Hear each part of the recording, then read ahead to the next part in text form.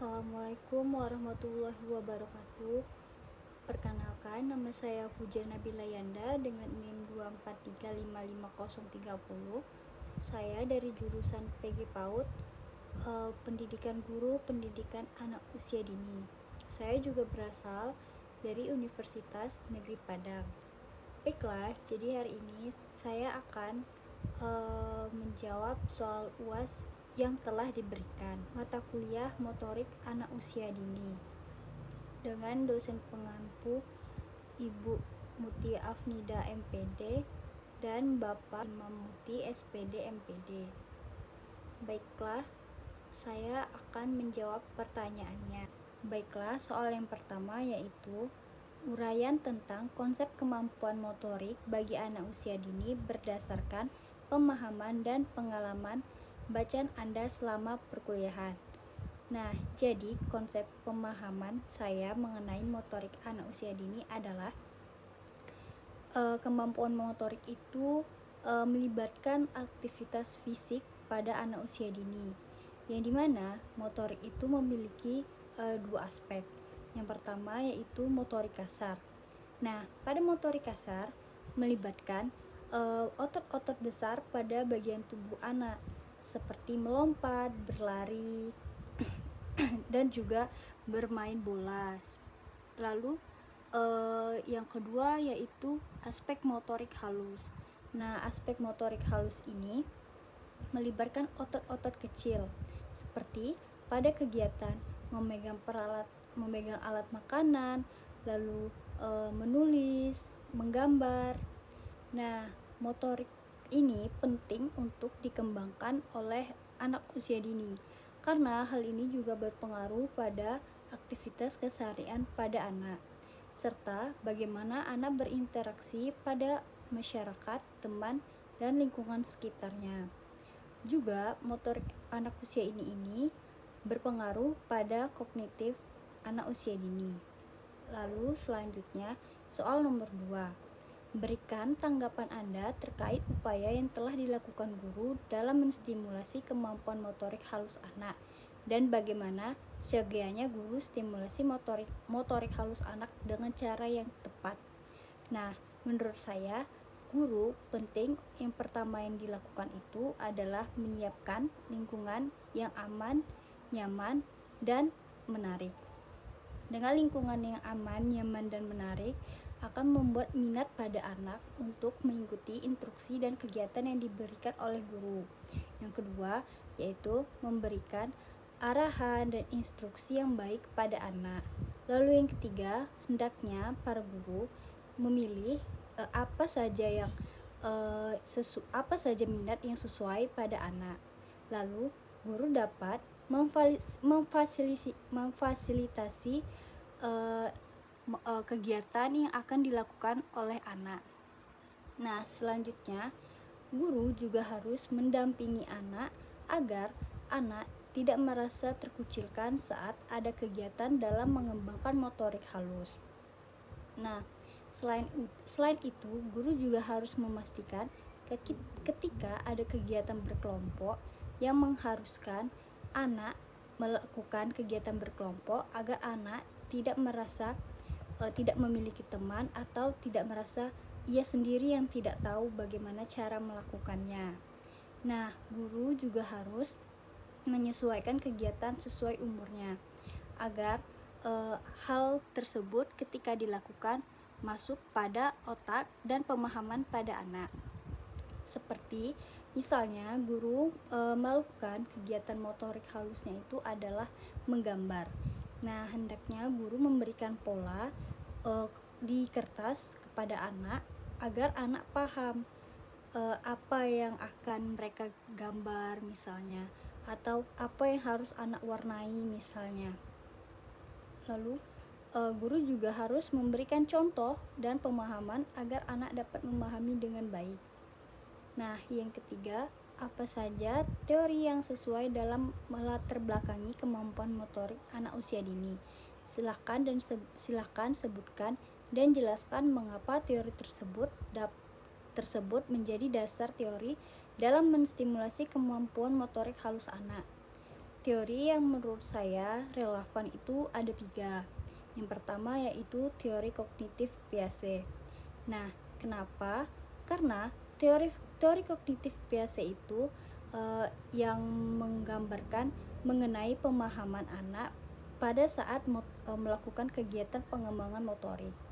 Kegiatan aktivitas motorik itu tidak hanya melatih kestabilan, melatih bagaimana anak dapat mengontrol tubuh, tapi juga berpengaruh pada kognitif anak. Ketika melakukan suatu kegiatan, anak dapat memikir, seperti anak memasukkan barang ke dalam wadah. Nah, hal itu dapat membuat anak berpikir seperti, oh, jika diletakkan di dalam wadah, ternyata hasilnya seperti ini. Anak dapat berpikir dan mendapatkan pengalaman langsung saat ia melakukan kegiatan tersebut. Nah, selain itu, anak juga dapat berpikir dari kegiatan-kegiatan itu, apa saja bahannya, apa saja bentuknya, apa saja warnanya, dan sebagainya. Lalu teori yang kedua yaitu teori dari Bandura yang terkait pada sosial anak. Selain kegiatan untuk melatih aktivitas fisik pada anak, kegiatan pengembangan motorik ini juga berpengaruh pada sosial anak. Karena kegiatan aktivitas motorik ini tidak hanya berpengaruh pada fisik anak, tidak hanya berpengaruh pada kognitif anak, tapi juga berpengaruh pada sosial anak. Bagaimana anak berinteraksi, bagaimana anak dapat mengungkapkan apa yang ia rasa kepada temannya saat bermain atau melakukan aktivitas tersebut. Selain itu, anak juga dapat berbagi. Misalnya ada kegiatan yang mengharuskan berkelompok, bagaimana anak tersebut membagi media tersebut kepada teman-temannya, bagaimana mereka mengantri untuk melakukan kegiatan tersebut, bagaimana mereka dapat bermain bersama-sama pada kegiatan tersebut. Nah, yang ketiga yaitu teori Gesell mengenai motorik. Nah, teori Gesell mengenai motorik ini sangatlah relevan karena teori motorik itu berpengaruh pada tumbuh kembang anak mengenai kegiatan fisiknya.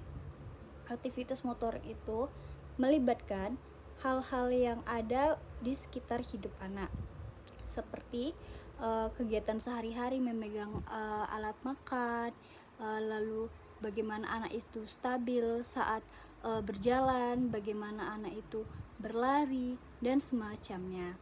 Nah, teori semua itu sangatlah relevan pada motorik anak usia dini.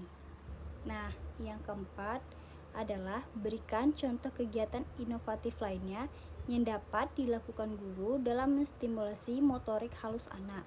Uraikan secara rinci komponen aspek motorik halus anak yang dapat distimulasi dalam kegiatan tersebut.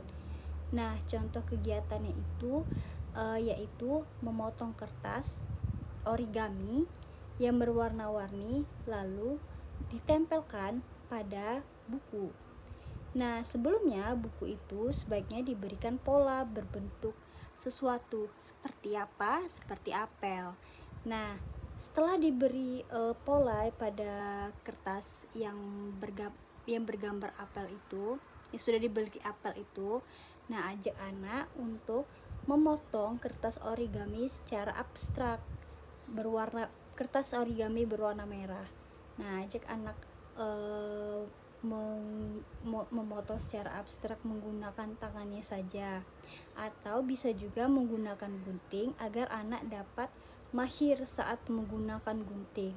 Tapi perlunya untuk pengawasan dan pemberitahuan bagaimana menggunakan gunting yang baik agar anak tidak terluka saat menggunakannya, seperti saat memotong menggunakan gunting, anak tidak terluka. Nah, pada setelah itu ajak anak untuk menempel kertas origami yang sudah dipotong tadi. Nah, setelah itu ajak anak untuk memberikan lem dan menempelkannya pada gambar yang sudah diberi pola. Nah, setelah itu ajak anak berdiskusi mengenai apa ya yang akan kita tempel itu misalnya.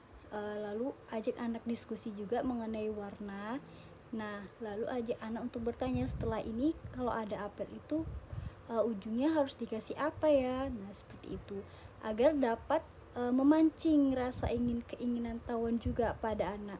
Selain untuk mengembangkan motorik halus pada anak, juga mengembangkan kognitif dan sosial pada anak.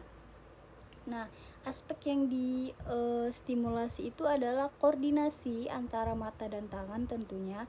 Bagaimana saat anak memotong kertas origami tersebut, akan ada koordinasi antara mata dan tangan, di mana anak saat memotong itu melihat menggunakan matanya, lalu bagaimana ia menempelkan tersebut menggunakan tangannya.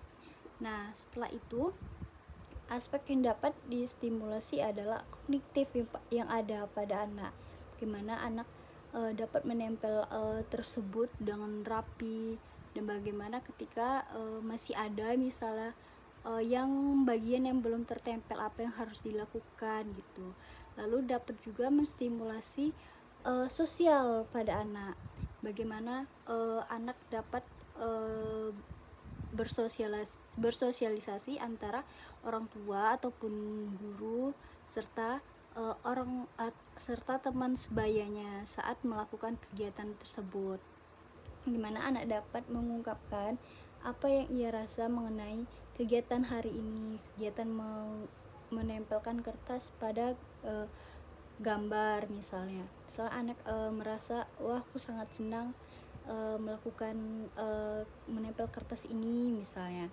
Lalu atau mungkin, oh ternyata kalau misalnya ditempel pakai lem, ternyata lemnya juga nempel ya di tangan aku gitu. Anak dapat mengungkapkan apa yang ia rasakan saat melakukan kegiatan tersebut.